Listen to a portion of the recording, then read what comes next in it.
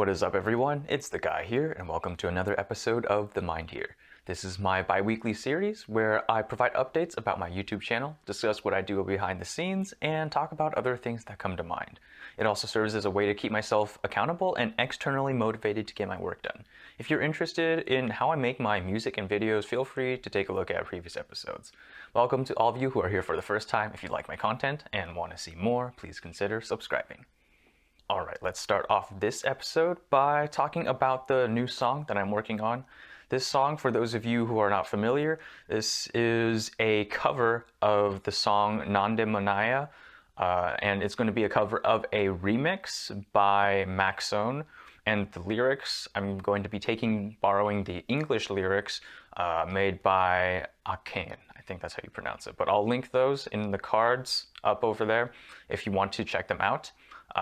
And so, yeah, let's talk a little bit about the progress, because I believe the last episode I said something about having this song out before this episode's released, and unfortunately I underestimated the amount of time it takes to actually complete this song, because I ran into some, I found out that the tuning process and the sound design process for this song was taking quite a while, partially because I might have overestimated my ability to do so, and I just wanted to make sure that this is high quality, and I'd rather have it out late than have something that is poor quality out. I'm not going to make it perfect, because this is not really, it's not like production. It's going to be another experimentation and an improvement on my workflows and my other knowledge areas. So I'm not going to be trying to make it perfect. However, I don't want it to be utterly trash. So that's why I'm taking my time to make sure I learn how to do it right and make it right. So the two things that got caught up here that I was working on throughout the last 2 weeks were the vocal tuning process, making the actual vocals in Synthesizer 5 Studio, and also the sound design process for the instruments to sort of replicate the remix and the instruments used there.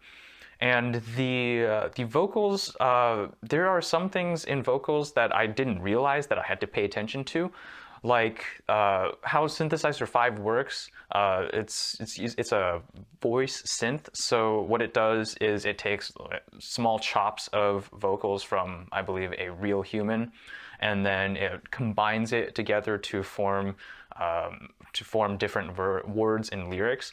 So it takes like vowel sounds, like the sound of cake, and other sounds like that.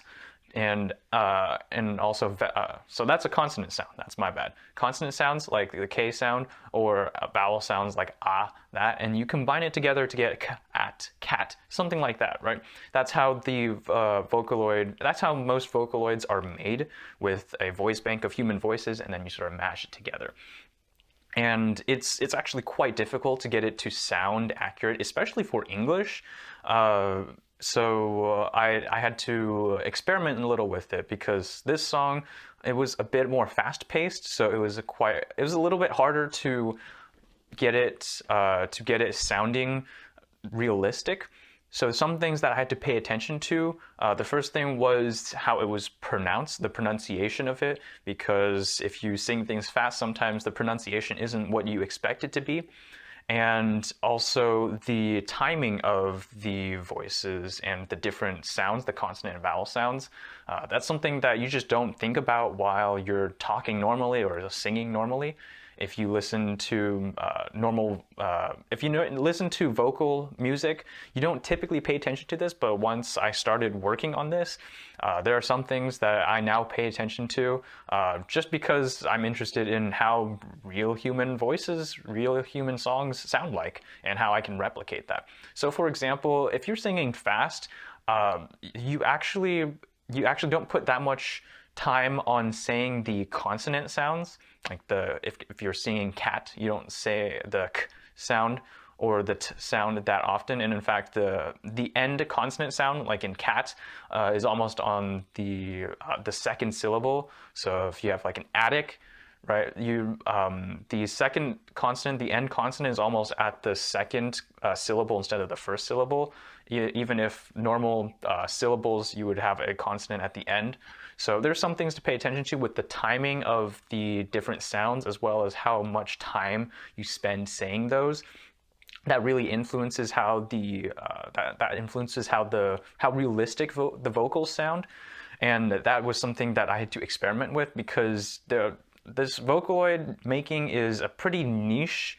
It's a pretty niche art area, and there aren't many tutorials or resources on that. So I'm having to build this out from scratch by observing real human voices, real human songs, and then sort of replicating that, experimenting with that. So that's one part of making the vocals that was pretty difficult, and I spent a lot of time making sure that's right. It's still not done by any means, but it's for the most part good enough where I can put it into the arrangement and then start making the instrumentation around it.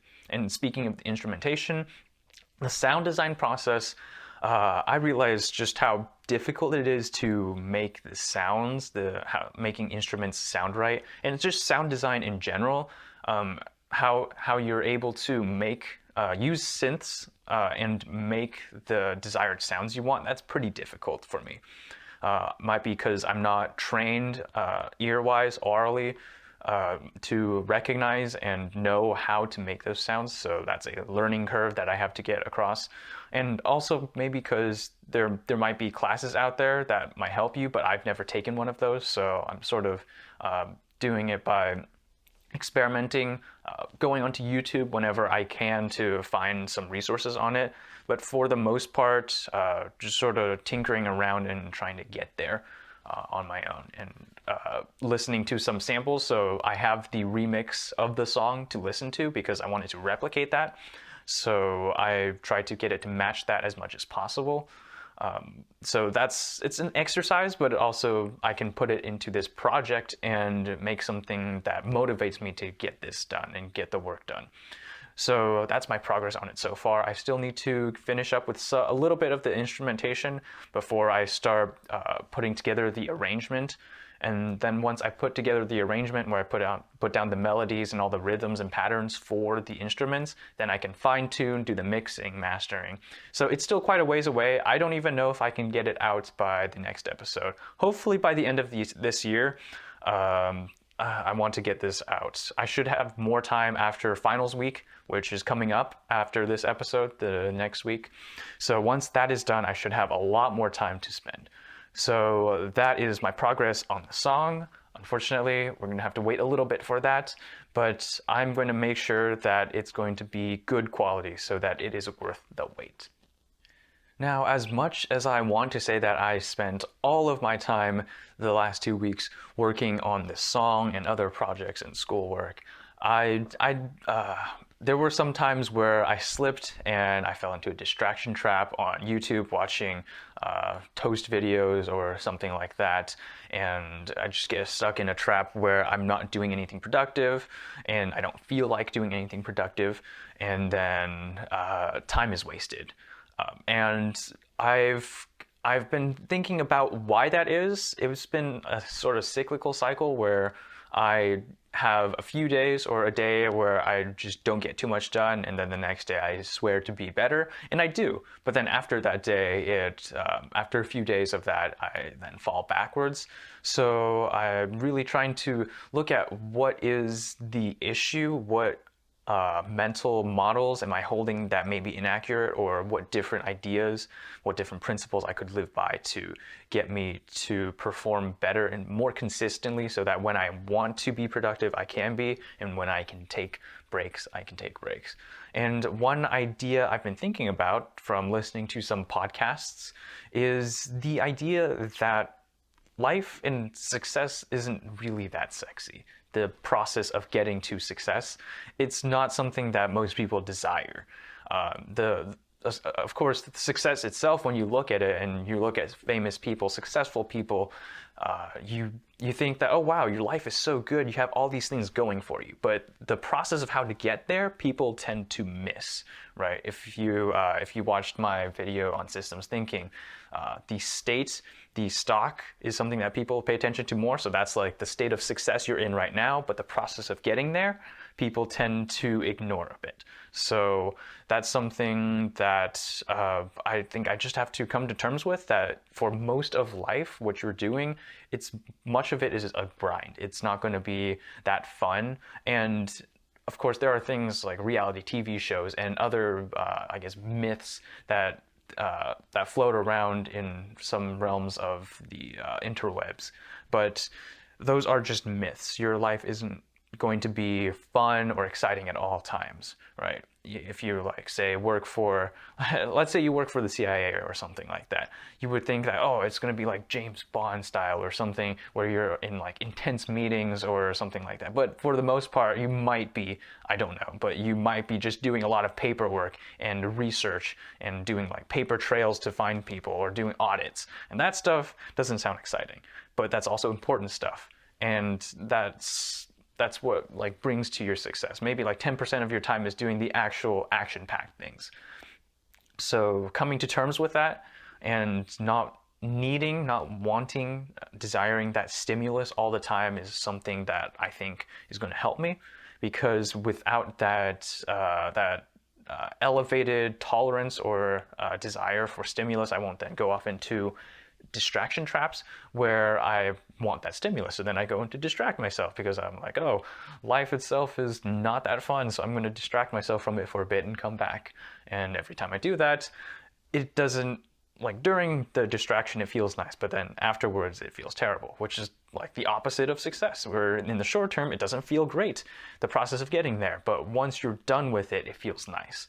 So I guess it's just a coming to terms with how how being productive and successful really operates, and coming to terms with the fact that life itself, and for most things you do, it's not going to be super exciting, and maybe a little bit of pain tolerance that I've maybe lost after not doing a lot of cross country. So that pain tolerance of just being able to withstand the pain of not having that stimulus, right? The absence of a stimulus. That's maybe something that I can work on. And so that is something that I've been thinking about. I haven't finalized anything about it, but hopefully this might give some ideas for you guys. Maybe you want to talk about your experience with it, or just anything like that. Anything. I just wanted to share that with you guys. So hopefully that helps you out a little bit.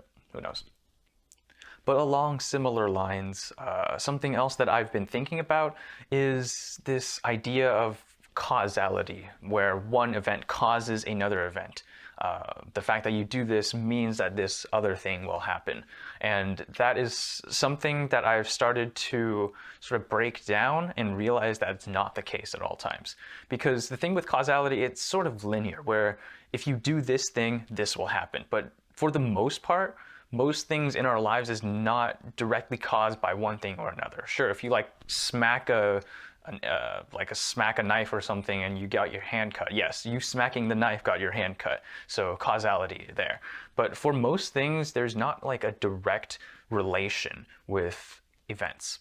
So say, for example, you did well on a test. What caused that?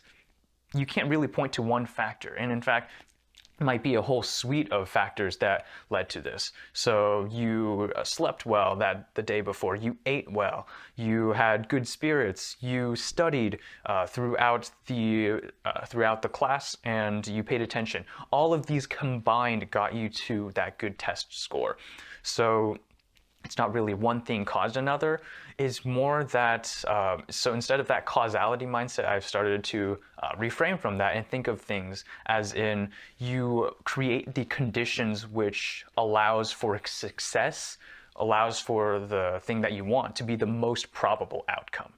So rather thinking in terms of doing this action will get me to this, I'm thinking more now in terms of making the probability of that outcome being the highest, with the given factors that I can control. Say, for example, my sleep, my health, and my physical, mental health, my academic knowledge, etc., etc.